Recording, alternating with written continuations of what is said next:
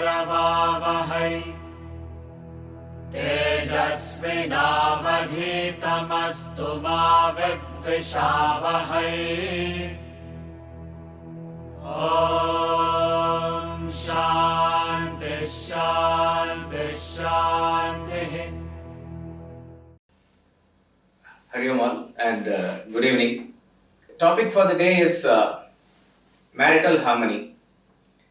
In general, we can take it as harmony in any relationships, but the most intimate and the most sacred of all relationship is the relationship between a husband and a wife, and therefore there is a lot of emphasis on marital harmony. Not only that, the perception of a unit, which in the modern world we see as individual, is not the case universally. The unit is always taken as a family. Even in the West, even if you see Europe and various other countries, family structure is still intact to a good extent. Southern Europe and other countries, maybe it is not that much in Northern Europe or Scandinavian countries, and in America also it is definitely deteriorating when you compare the structure maybe 40 years ago, 50 years ago, like that it is. There has been a lot of emphasis on consumerism and various other factors which is based on individualism. It is there increasing in the other countries, in Eastern countries also like India and other Asian countries. But general by and large still today, if you take the majority, the unit is centered around family. So family is the basic unit of society, not the individual. So the moment we say family, obviously the basis of the family is that man and woman coming together and being in a husband and wife relationship is the taken norm. Now, what is the, I do not know, in the time available we will see, but what is the philosophical reason itself for marriage? We see that in nature, the world is made up of pairs of opposite. This is how it is designed. This starts from the very fundamental design of what Vedanta may philosophically call as Prakriti and Purusha. Purusha and Prakriti, spirit and matter, consciousness and matter. So the whole experience of the individual in the world is a product of spirit and matter, which itself is a holy marriage, you can say. That the spirit and matter combining together is the individual, the spirit and matter combining together is the universe, and that is what is making this functioning. And then you see it is prevalent in all the creatures that are there in the nature also. So in fact Noah's Ark, the biblical story is also in a way symbolic of this, that you find that in that ark finally what is getting saved is two of each of the species, two giraffe or two lion and lioness, elephant and male and female elephant. Like that, all the creatures are saved like that. So this is a symbolic representation that world is a pair of opposite, and it is a very natural phenomenon. Now, one of the way that statistically this can be understood or proved is that in the census, when they take in any country, they take the census of the population and they say there is a female and male ratio. So in some, you say for 1,000 males there is 950 females or 975 females. Very rarely in Kerala sometimes you feel that for 1,000 males there is 1,031 females or something like that. And then if the ratio goes alarmingly wide, then there is a cause for concern. Now, why should there be a cause for concern at all? So, what is understood or what is the basis behind this is a understanding that man and woman population should be by and large equal, by and large same. This is probably the law of nature on which our understanding of even the census or population is calculated. So therefore, it seems to be a law of nature that one on this side is created for the one on the other side. Swami Ramatirtha says, when there is a blooming of the flower on this side of the river, there will be automatically a blooming on the other side where there will be a process of pollination that will happen in the right time. Exactly like that, in nature we see that it's naturally happening. Be it any creature, be it plants, be it anything. So, human beings being integral part of this nature cannot be an exception. Okay. Let us analyze it from another angle, again philosophically. You would have seen structure of temples, particularly in South India. Randomly take the picture of any temple, Google it and see, if you are not visited, you will find that almost all the temples will have on the external circumference of the wall, which is the outermost wall of the temple, the design is parallel lines and patches drawn, which is usually white and red. White and red patch will be always there on the outer wall of the temple. And it is uniform. Almost all temples have this. Maybe in the modern temples that they build, if they put some other design, I do not know, but even today it is prevalent, even in the newly constructed temples also. But you take randomly any temple, this is the Vimana may be different, the style may be different, but usually the wall is painted like this. One of the reasons, I heard in a lecture, I do not know what is the source of it, but it's inspiring to say. See, the sanctum sanctorum of the temple in our language is called as Garbhagriha. Garbhagriha is where ultimately the deity is seated. The deity is any god or goddess which is representative of the supreme reality or Brahman. Okay. And it's very interesting that that place is called as Garbhagriha. Garbha also means womb. So, what does this white and red represents? The white and red represents, for obvious reasons, the combination of the male and female factor, isn't it? The white represents the male, the red represents the female. It's very obvious if you think about it. When the white and red combination is there, what is the product that is coming in the Garbhagriha? What is the product that is coming in Garbha is actually something which is of its original nature. So therefore, we see that when a child is formed in the womb, by the process of combination of the act of a man and woman coming together, which is the natural process, something which is a conscious entity is getting formed inside. That conscious entity in its purest form is nothing but the infinite Brahman only. And this is a philosophical truth of Vedanta, that each and every one of us is potentially the divine conscious entity. There is no doubt about it. What happens after a few days or few weeks, I do not know exactly the medical period for it.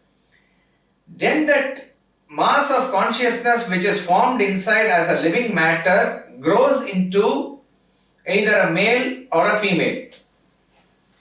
So therefore what happens? As that entity grows into a living child inside the womb of the mother, it is as it were leaving its infinite status and taking a finite status, because it is shedding half of its property as it were.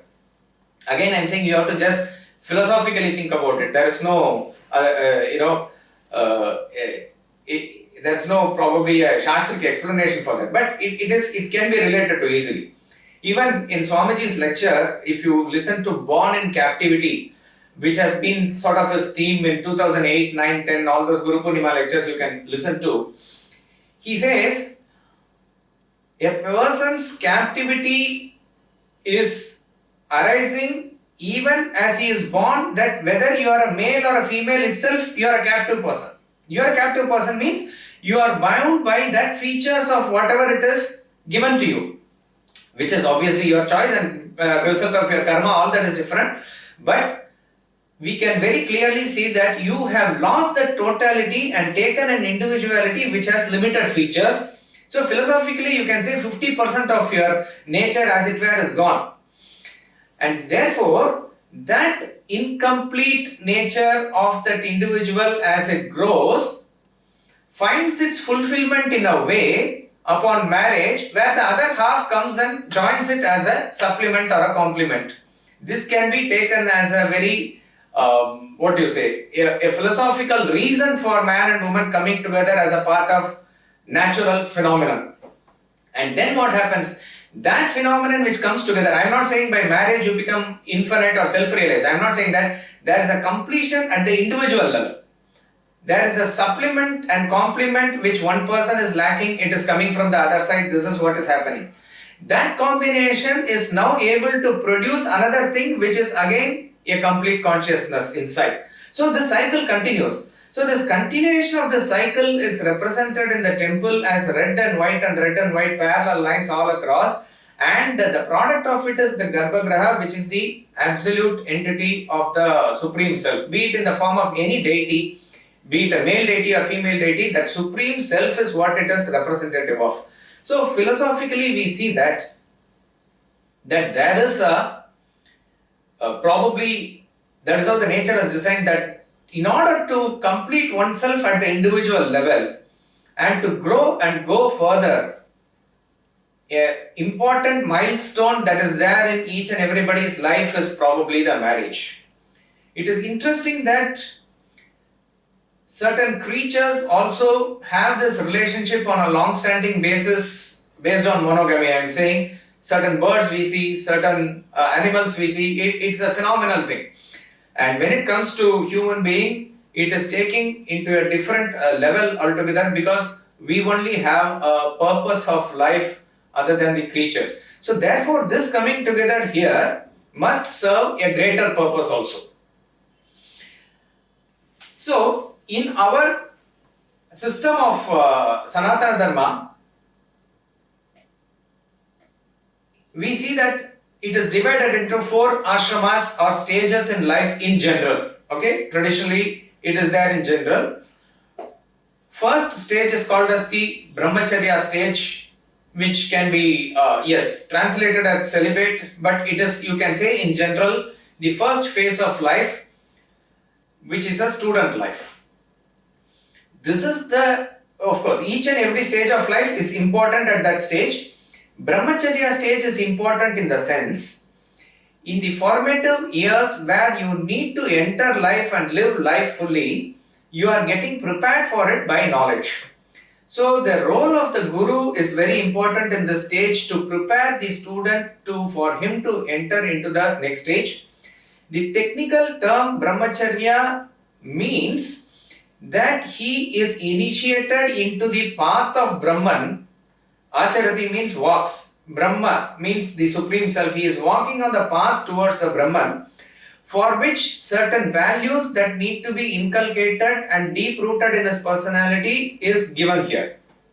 So he is that way getting prepared for life. This stage, whether it is there in the modern context, we do not know, because student life is there, school and college education is there, but in that state of holistic education, where whether a student is prepared for the handling of life in general, whether that type of education is there, it's a question mark. We are not talking about one aspect of what now people talk about, whether there should be sex education or not. That is not the point we are talking about.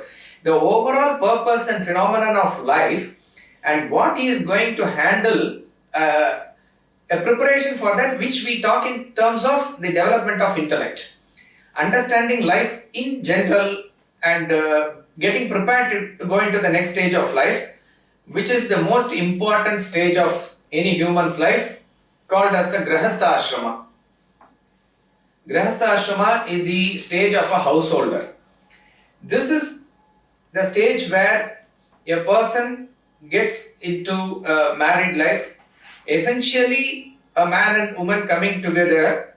Again, here also we need to understand, it is not a contract just between two individuals. At least traditionally in this country, we know that it is two families coming together, and there are various other things associated with it, but centered around the boy and girl coming together. That is definitely there.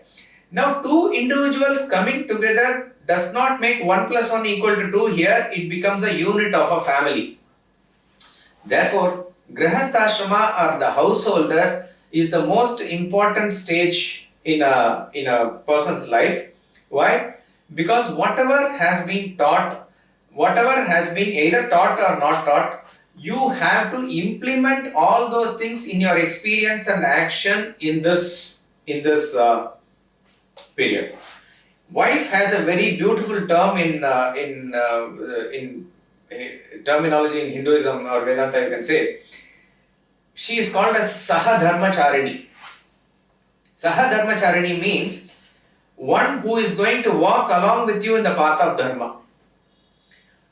So therefore, it is along with the wife, the husband, both together are walking in the path of Dharma. The moment you say Saha, that means it's together. So that means the husband is supposed to walk in the path of Dharma, the wife is supposed to walk in the path of Dharma along with him. For them to grow together, this bond becomes a very sort of a convenient and essential need here. So that is the stage of Grihasthashrama. And in Grihasthashrama is a very important ashrama in another sense, that it is this which sustains the family, it is this which sustains the society, it is this which sustains all the activities in the world, it is this which sustains all other ashramas also. A brahmacharya ashrama and later the vanaprastha and sannyasa ashrama, the sustenance of that is made possible only by the Grihasthashrama. And up to this stage now, we know of course everybody, when they get into marriage, we can say they are entering into the Grihasthashrama stage. We need not go into detail with reference to other two stages now, which is called as vanaprastha, where you can use the word recluse. Vanaprastha is the stage where it is coming from the term vana. Vana means not necessarily absolute forest, but like a garden type of thing, or generally. Here the husband and wife are still together, but in a way that they have fulfilled the householder's duties. And remember all these things, though it is also connected with the age, here the stages have to be understood with the mental maturity of the person. Okay. So a stage comes when generally a person is a fulfilled householder in terms of all the duties that he needs to accomplish, he has accomplished, and he now wants to go into the next level of development. So remember, all these stages have a value only when it is aligned with the main purpose of human life. If marrying itself is the goal of human life, then there is no discussion about vanaprastha, sannyasa ashrama like that. Or if there is no meaning attached to what is the purpose of human life, what is knowing self and other things, then it may not have that much value also. But they have put it in such a way that as you go along learning, fulfilling the duties, maturing, etc., how you can easily transcend one ashrama and go into the next ashrama.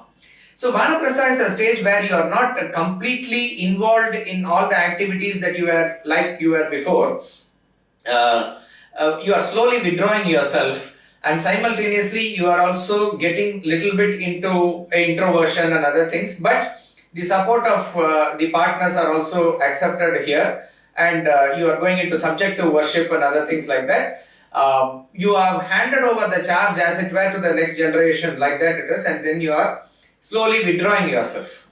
And then comes the last stage, which is called as sannyasa ashrama. Sannyasa ashrama is the stage of a mendicant, or you can say a renunciate, where he is now not confined to one family. Positively, he has absorbed or got himself into the universe as one family. So he is not just confined to one family and one wife and one partner. So that way, he is now getting into a stage where he is wanting to be a free-spirited soul. So therefore, this is a very powerful ashrama. Be very clear about it. Sannyasa ashrama is a very powerful ashrama, very respectful ashrama, very, very respectful. And it is not a joke to be played with. Because we see that in the modern context also, many gurus in the way that they give sannyasa to diksha and to left, right, center, to anybody and everybody, and you see, it is a deep, if you say that marriage is a contract that you write, sannyasa ashrama is a very powerful contract that you write actually. In fact, there are very many restrictions that are given. So even if it is said at one stage that you try it out, if not, come back to your own thing. So it is not a joke to be played with, because it has its own value, and then it commands, and then that ashrama will catapult you to the higher stage of self-realization. It is not again, because we have seen also in this country, because this is considered as the Turiya ashrama or moksha ashrama, the fourth ashrama which is going to gain you self-realization. There have been many people in the past also, just before they are approaching death or something, they have a value for it. So they take up sannyas, thinking that taking up that sannyas is automatically going to lead them for liberation. This is based on a belief, which is fine, but that is not going to happen automatically. Sannyasa is a state which is happening at the level of the mind. So automatically when a person grows old, it is not necessary that he has got into that maturity of wanting to know the knowledge of the self and getting into Vedanta. All that need not happen. But if you are proper in the stage of brahmacharya and grihasthashrama, chances are that you will automatically graduate into the sannyasa ashrama, and that is applicable in the modern context also. So sannyasa ashrama is something that you need to extremely be cautious about, because we know of traditional gurus who will not easily give even to whom we consider as a very great prepared person. They will make them wait and make sure that they are matured, and then only they will hand over this charge to them. But we need not worry about vanaprastha and sannyasa ashrama now, because if we are getting into grihasthashrama and fulfilling the duties and responsibilities properly there, and with the intake of knowledge and absorption, you will obviously automatically go into that stage. And irrespective of whether physically we take up sannyas or not, but definitely our mind should mature into that stage, because we have also had so many examples in our own country that being in a householder's ashrama itself, wearing the white dhoti instead of a ochre robe, those people have been equal to 1,000 sannyasis. I mean, so many examples are there. So if you want to achieve the ultimate aim of life, it is possible that one need not just physically leave and go. But if a person like Ramatirtha or somebody who just cannot be confined to a small family or small wall, he automatically will leave at that stage. So irrespective of whether a person becomes an actual sannyasi taking the ochre robe in the traditional way, or whether he is continuing to be in the householder's garb in the house, what is important is to get that mental abstraction, that renunciation. That is what is going to define a sannyasi.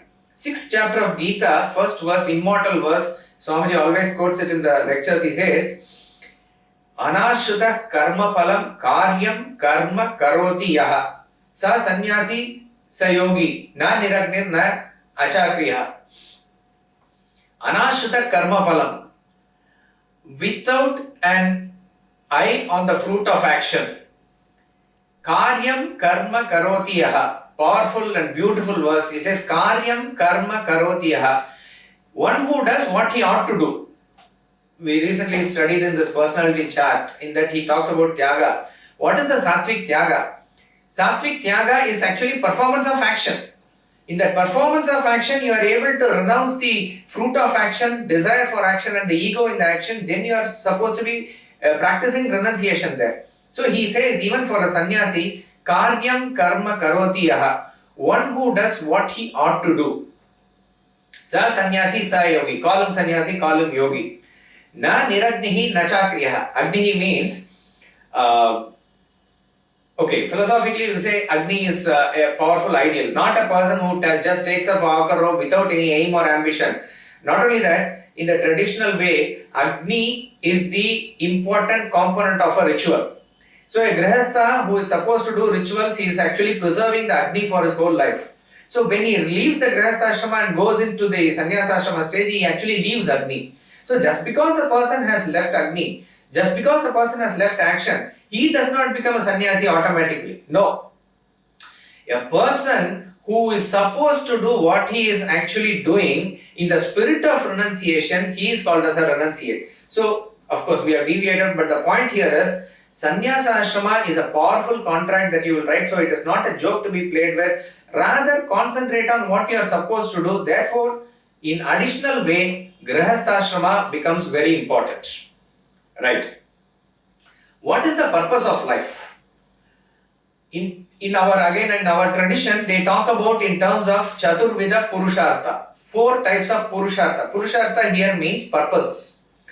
Purposes or aim or goals in life. What is it that you lead your life for? You will be familiar with these terms. Dharma, Artha, Kama, Moksha. This all of you would have been familiar with. Moksha, let us leave it aside for the time being. Moksha is the ultimate purpose of life. What it means here is, though moksha or liberation or self-realization is the ultimate aim of any human, the question is, how many are able to keep that in their mind in a sustained way and work towards it on a sustained basis? Very, very few. Very few. So, moksha, that is why moksha ashrama. In other words, if a person has somewhat reached a state of a renunciate, he will be able to keep liberation as his main goal and work towards it on a realistic basis. Even for us, we have to keep that as the aim, but it will be in the back of our mind. It will not be in the foreground. So first 3 Purusharthas belong to the world, you can say, and the 4th one belongs to the transcendental. So let us leave the transcendental goal for the time being. Let us concentrate on what we need to achieve in the world itself. In this, there are 3 things that are said. One is Dharma, one is Artha, another is Kama. Dharma is Dharma, though it is translated as righteousness. It is not exactly right. In Dharma has so many meanings, and one of which is righteousness also. But Dharma is Dharma. What is Dharma? Okay, in a way that you can be what we defined recently in a couple of classes back. What is it that is essentially that makes it what it is? That is the specific dharma of something. So essentially, what will make you a human being? That if you are supposed to perform, which we discussed in detail also, then you are supposed to be following dharma. So therefore, what our scriptures say is, make dharma as the purushartha of your life. Make dharma, following dharma as the purpose of your life. Towards the end of Mahabharata, after everything is over, the epic itself is over. I am not talking about the war. After war, actually, bulk portion of the Mahabharata is there. The essential various, philosophical and various contents, not just philosophical, practical contents for the sustenance of the world in various aspects, that all comes after the war. It's a conversation between Bhishma and Yudhishthira and various other people that are there. It is called as the Shanti Parva and Anushasana Parva. That's the bulky portion of Mahabharata, which cannot be shown in a TV serial because that is a drama and the drama gets over after the war and like that it is. After all that thing is over, towards the end, sage Vedavyasa, the author says,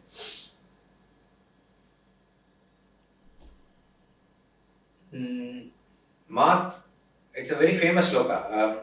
Mata Pitru Sahasrani Putra Dhara Shatani Cha Samsareshwara Bhutani yanti yasyanti chapare.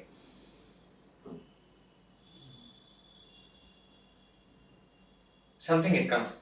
And in the second part he says, Naja urdhva bahur viraumyesha na kaschit shrunoti me. I am keeping my hands like this and shouting, nobody is listening to me. Vedavyasa is saying. At that point he is saying, urdhva bahur viraumyesha na kaschit shrunoti me. And what is he saying? Najatu kaman, na bhayan, na loban, dharmam tyajet, jivitasyapi hetoho. For the sake of fear, for the sake of greed, for the sake of anything, do not leave dharma. Najatu kaman, na bhayan, na loban, dharmam tyajet, jivitasyapi hetoho. At the cost of even, your life, protect dharma. Dharma arthascha kamascha sa kimarte na sevyate. With dharma, you are going to get artha and kama. Dharma is the basis based on which you are going to get wealth and enjoyment. And I am holding my hands like this and shouting, nobody listens to me. So he says, do not leave dharma, do not leave dharma. Nityo dharmaha sukadiketu anitye. And this is the quote that we took from Vedavyasa and put it in the Guru Poornima booklet for this year. If you want to check it out, it's an e-booklet. It will be there in our YouTube channel. So essential part what he says is, Dharma is the essential thing. Make that as your Purushartha of life.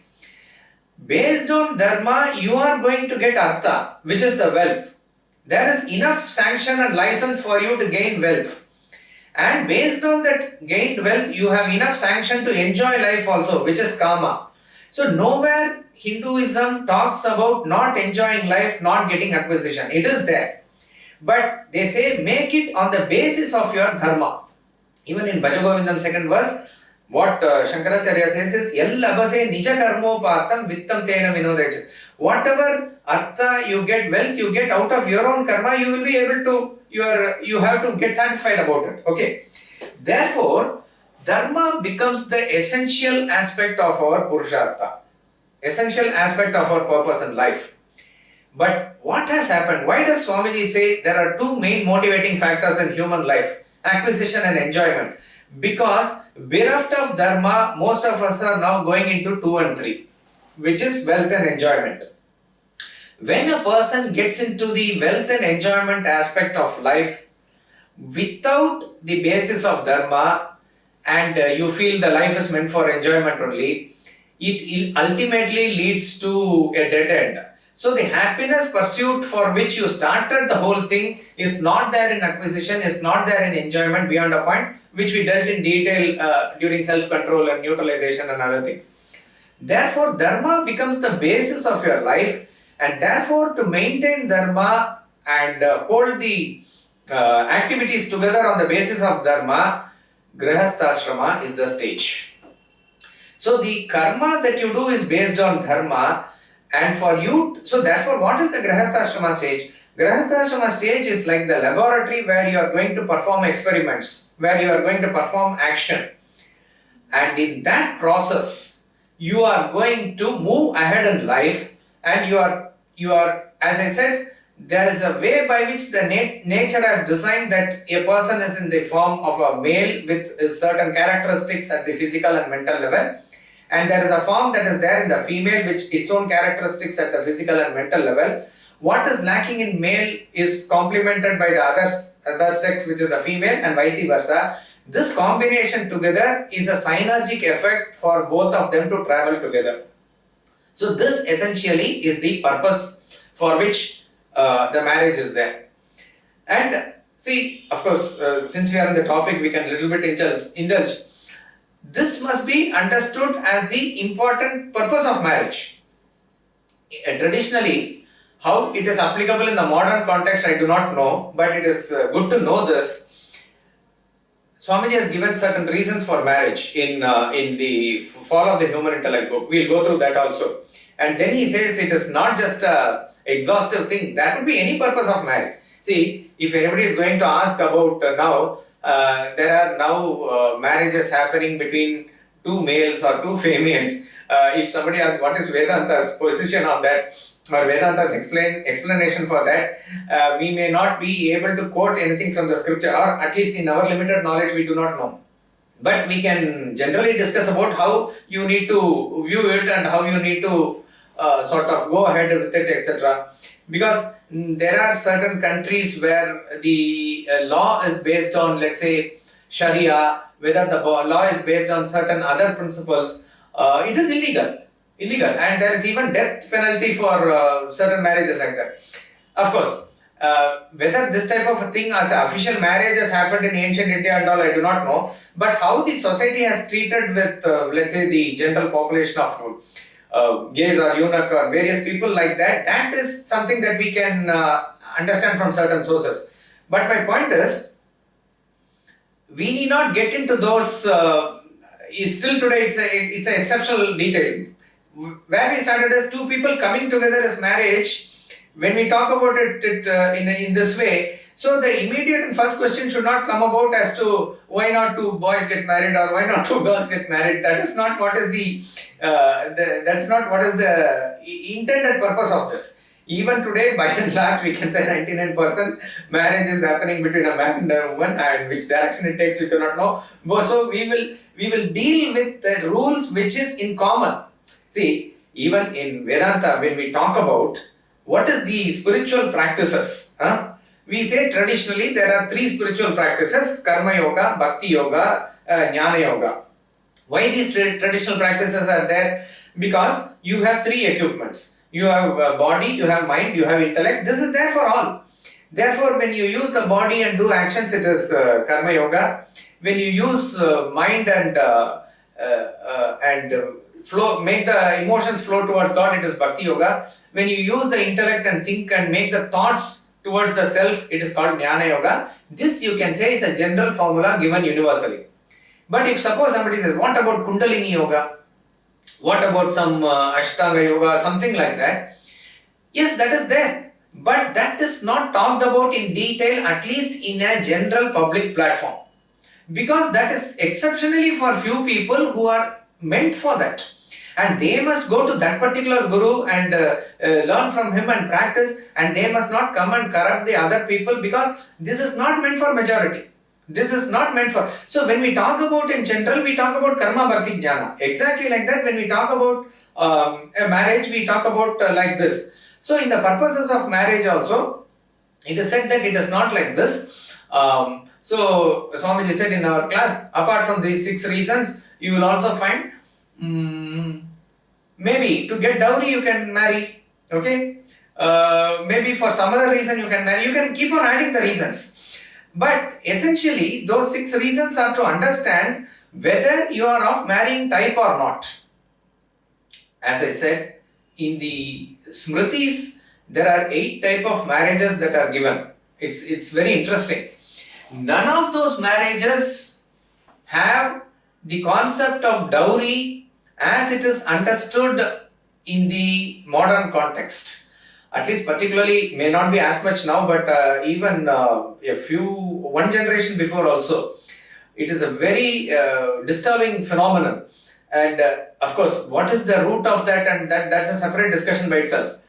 But in none of these 8 marriages, even today, if I am not mistaken, in Middle East, where according to the law of the Sharia and other things, where a man can marry 4 wives, which is sort of a legal thing there, the payment is from the boy side towards the girl side. And somebody may correct me if I am wrong, government also helps if you are not able to do it. Like that it is.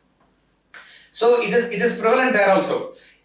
Traditionally also we see what is given as a dowry from the girl side to the boy side, which we see as in Ramayana serial also they showed that Janaka sends with Sita something, and this is there also. But nowhere it is said as a compulsory thing wherever they have talked about as the types of marriage. It is there. What is interesting is in one of the types of marriage, it is said that the boy side can give cow or something to the girl side. That is there. First is they talk about Brahmam. Brahmam is the type of marriage where the girl's father goes to the Gurukula to see whether how a boy has sort of graduated, and he is very convinced about this boy in this nice Gurukula that is there, and then he because he understands that the purpose of the life is for understanding the truth, and he is on that path, and he wants his daughter to assist him in that path. So this is considered very high. Daivam is the second stage where a yajna is happening, where Ritviks are there. Ritviks means those who have graduated from it and they are now participating in the yajna. He is eligible bachelor for that. There the father comes and searches for a nice groom for his daughter, like that it is. And then Arsham, which is maybe not prevalent or applicable now. Arsham is a stage where the girl is given in marriage to a rishi. This was probably a type of marriage that was there in the olden times. Whether it is applicable now, we do not know. But what is interesting in these three type of marriages is that the important purpose of marriage is to walk together on the path of Brahman, is what is the essential purpose that is getting served there. Then they talk about Prajapatyam. Prajapatyam means progeny, which is a very important aspect of marital life, to continue the lineage, to continue, which is a very essential aspect of a human life itself, is an essential feature of the marriage. So whether the girl is getting older or something like that, and whether it is on the other side, boy also, so a marriage is fixed for this purpose, because as I said, it is not coming together of two individuals as a contract for sensual indulgence. It is for progeny, it is for family, it is for various things. So the essential purpose of this is this. So that is a Prajapatyam, the fourth type. Fifth is Asuram. Asuram is Asuric in nature. Though the word sounds like that, what it means is there is some sort of a pressure for the girl's family to get her married. So that could be a little mismatch and other things, but based on which, but here it is not very much against girls' will or something like that. But there is some sort of urgency and pressure for this marriage has to take place, and especially there could be a money transaction involved here. So in order to settle certain things or whatever, in which community and whether thing what they do, I do not know, but this is very much understandable. Even in the modern context, that certain marriages take place like this, some sort of a little compulsion is there in this marriage. Sixth is very much prevalent, everybody can understand now, is Gandharvam, which is love marriage. Here essentially, now what happens? The onus comes to the level of the participants of the marriage itself. So there is a liking, there is a love. So that becomes the essential feature in the marriage. This is very much prevalent now. We can see it happening in all communities, in all societies like that it is. West, east, everywhere like that it is. Seventh is Rakshasham. Rakshasham is actually taking the girl by force. Here also there is no family consent. There is no other things that are involved, but important thing to note here is also that girl is not unwilling. Girl is not unwilling. One of the famous Rakshasa marriage is Krishna's marriage with Rukmani.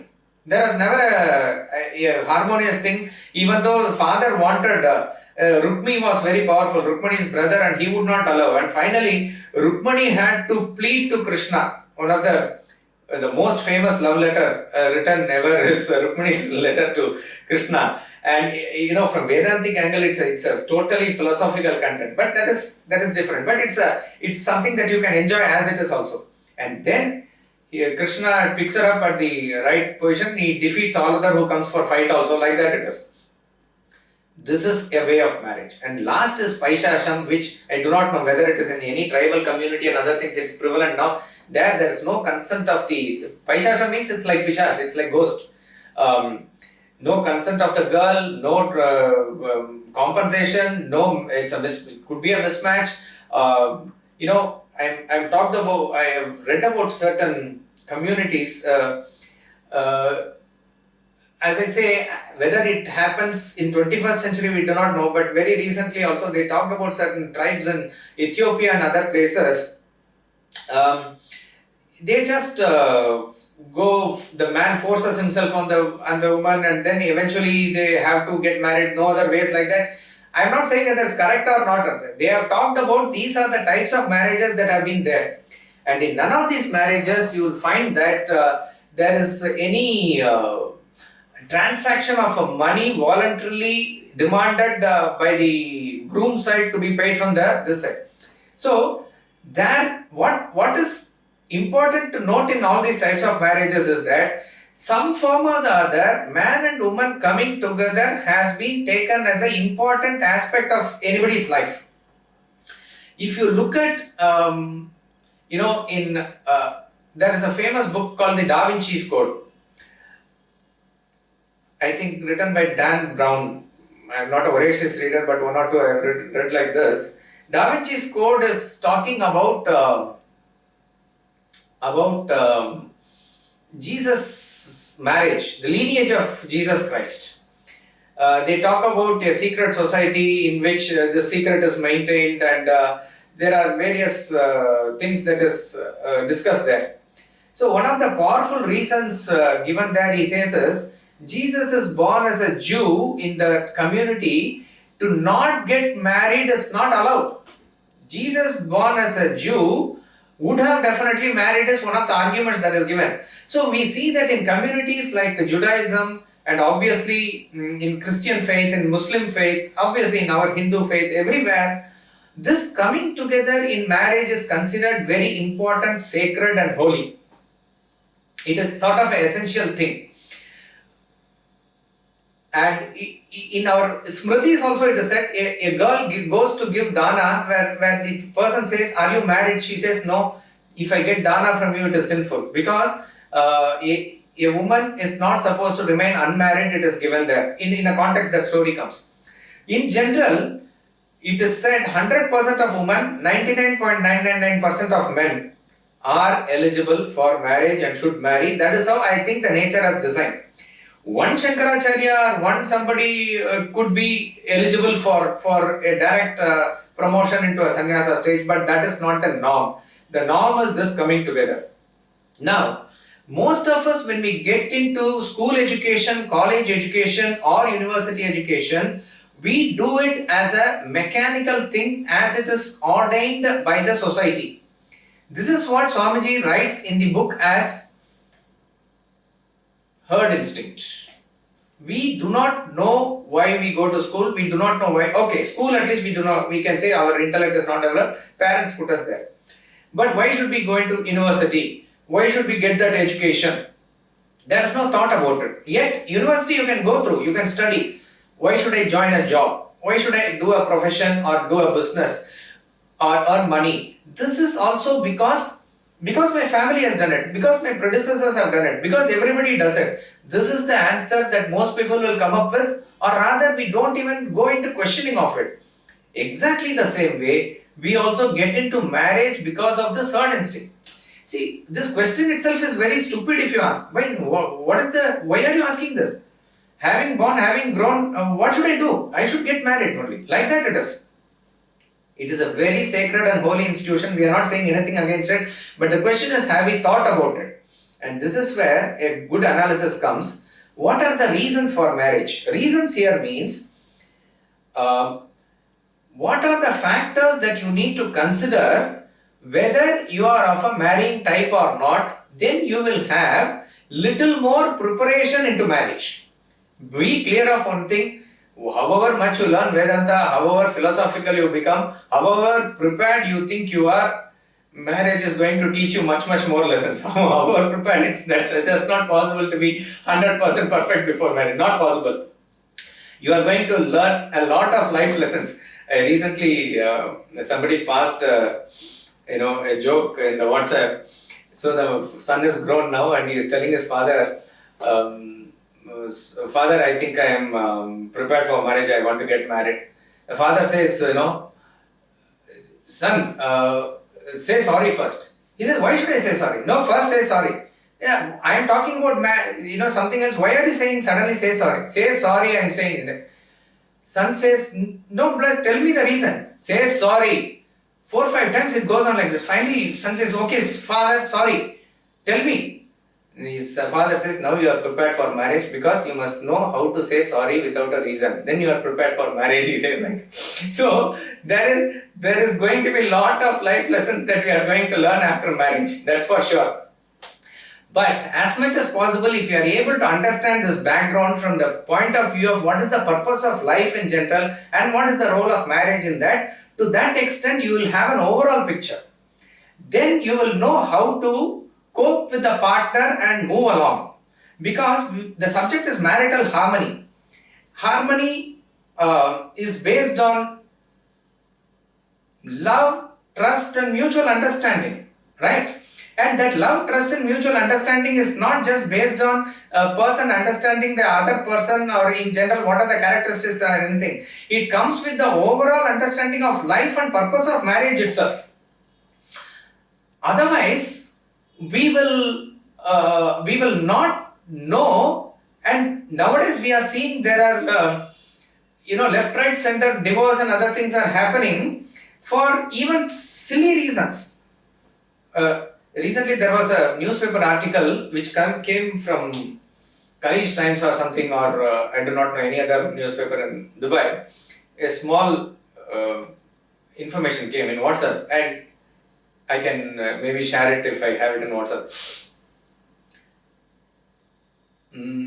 A girl, I think of Indian origin only, she after 18 months of marriage, she has filed divorce because the reason is husband is very, very good.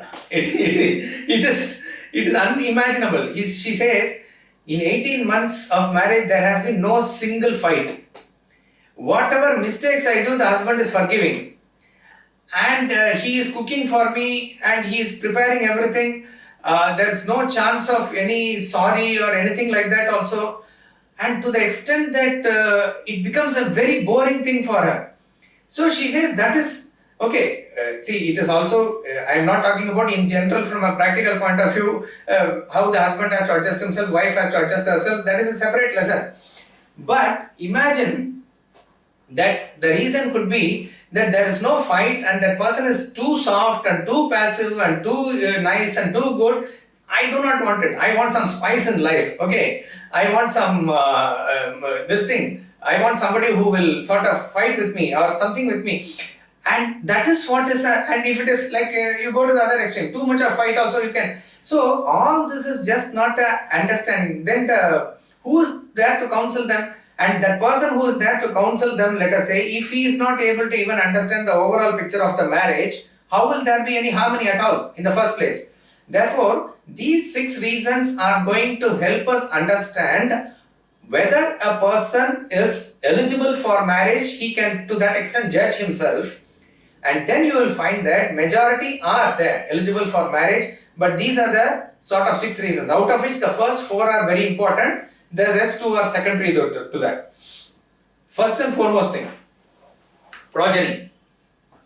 Progeny is again a very natural phenomenon. This comes, what is, I don't know, somebody in the West has coined a beautiful term called an infinity project in life. Vedanta says your real nature is infinite. You are immortal. But unconsciously we transfer that immortality to our body. So we think that there is no death at all. But we know practically there is death. Our body is going to go away. There is a strong impulse in us for us to continue living. And how do we continue living? We continue living by leaving a rubber stamp of us behind. That is going to continue our life, and that is what is progeny. This is very clearly seen irresistibly. All creatures have to bring their offsprings out. Be it plant, be it animal, be it fish, be it insect. And their life revolves around 2 basic instincts, one of which is progeny. Another is obviously hunger, which sustains the life. So one is to sustain yourself as in the physical form which hunger is required. Another is to sustain yourself as a species where you continue to live through your progeny. That is why this continuing our thing, you will find that even in business, so and so and sons, this and sons, like that and all. Why it is that? They want the business to continue, everything to continue. So there is a continuity project. Even as students, when we leave one class and go, they put this compass and another thing and write their names because they want to continue their name there. So there's a strong sense of continuity there. So a very important urge in a human is to bring forth progeny. And for bringing out the progeny, male and female factor have to come together is the law of nature. And to bring it out in the proper way, a marriage is required. And that is why very in rare cases when after marriage also, if there is no progeny, there is a vacuum that they feel and they try to adopt or whatever it is, they want somebody to carry further. So marriage, the progeny is a very important factor here. Possessiveness. Possessiveness is a direct tendency of the mind. Okay? And the more a person becomes possessive, attachment is there.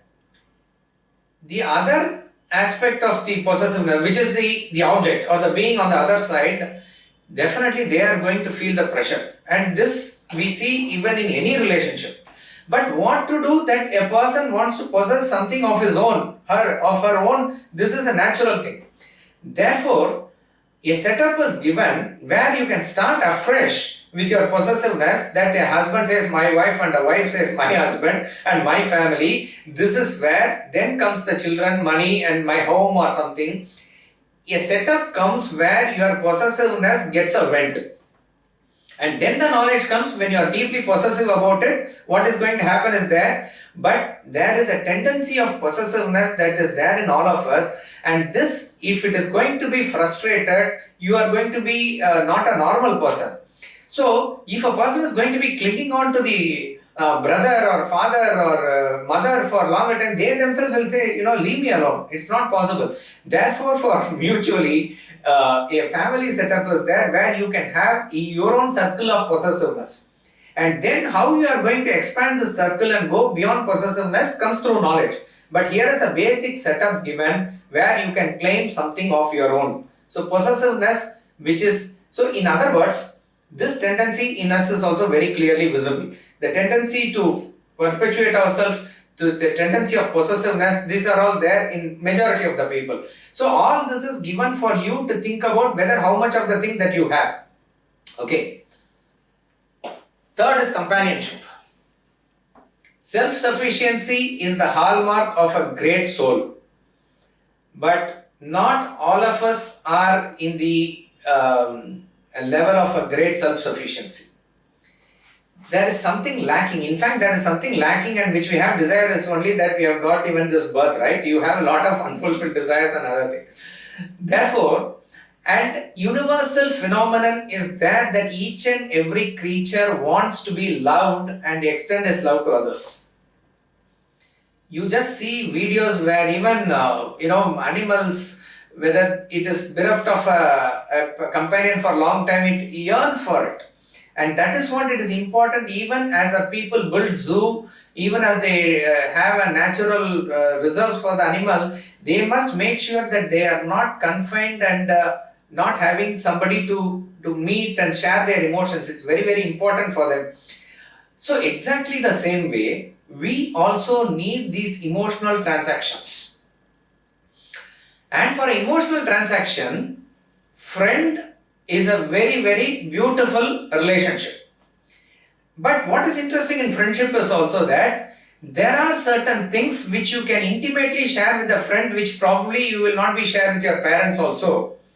But certain companionship is of the opposite nature, where like in Chinese they say yin and yang, they have to attract each other to have that companionship. Not everything can be satisfied with a boy with a boy and girl with a girl. There has to be, as I said, there are certain things which is lacking here, which is available here, and vice versa. If that is the case, for emotional companionship, which is not going to be satisfied in a few weeks or months, there has to be a traveling together. Marriage forms a very beautiful platform.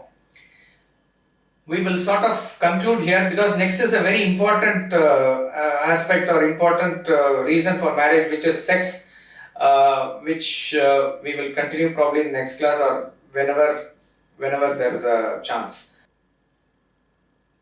Okay, if there are any questions, you can unmute and ask now with reference to what we have covered today, but this has to continue, because how do we go about maintaining the harmony in marriage? That topic also has to be covered. We covered the basic ground for that actually. Okay, here is a question. Can humans ever be self-sufficient? Okay, somebody has giving an answer here. That's self-realization. See, the thing is, self-sufficiency is the hallmark of a human being.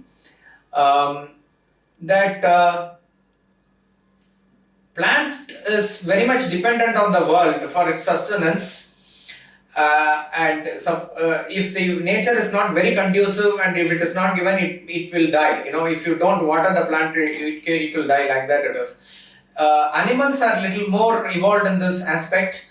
They are little more free, but they are also not fully self-sufficient. They may migrate to places to adapt themselves, and various things they can adjust. But by and large, they are also defined by nature, in the sense that if there is no meat, tiger cannot survive. If there is no grass, cow cannot survive, like that it is. For human beings also, what is interesting is, we are social animals, we also need society, we also need family for our survival, sustenance, all that is there. But essentially a human being is designed to be independent of the world. You can go up to that stage where it's not a theory, where even the next meal, whether you are not, it is sure of coming to you, you will be able to maintain that same equipoise and smile in your face, irrespective of whether you get your next meal or not. Why I am saying meal is, we know that food is the most essential thing for your sustenance also. To that extent, human can raise himself up, and that is absolute self-sufficiency, and it is very clearly seen in very highly evolved souls and culminating in self-realization.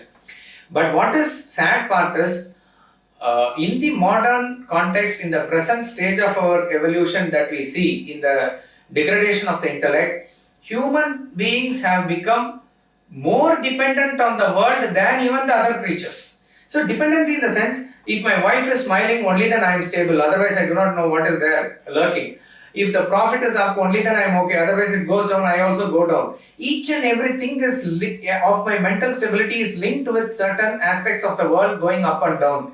So therefore I put myself in a lower position, and this is not what a human being is meant to be. So ultimately, self-sufficiency is possible. So I would say, if you have the Vedanta Treatise book, in the first chapter, I think there is a chart given A, B, C, D. Two lines are there. A, B is the line of human self-sufficiency or growth, and C, D is the line of dependence on the world. We are somewhere between 0 and 100. Suppose you say 0 is animal and 100 is a self-realized person.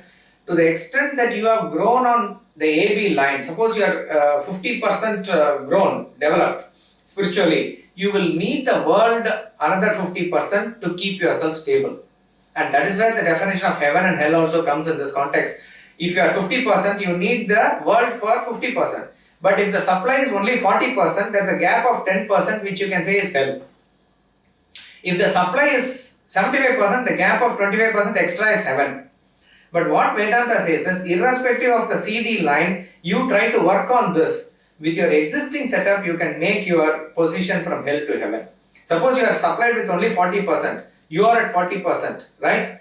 So the gap is 20%. You work on yourself to go further and further with the present set of people around you, the house that you have, the money that you have, the car that you have, and everything that you have. You can make yourself into a heavenly way of life. And this will ultimately culminate in self-realization, which is 100%, which is absolute self-sufficiency. Guruji, I have a question. Can I ask? Yeah. You said essential purpose of marriage is to walk together towards the power of Brahman. Right. So I didn't understand that. How do we do that? Because everybody has their own journey towards their own understanding. Like, in between even me and even my husband, I might be liking Vedanta, he must be liking something else. So is it a wrong understanding that we are supposed to grow each other spiritually? Is that what you mean when you say towards the path of Brahman? Okay.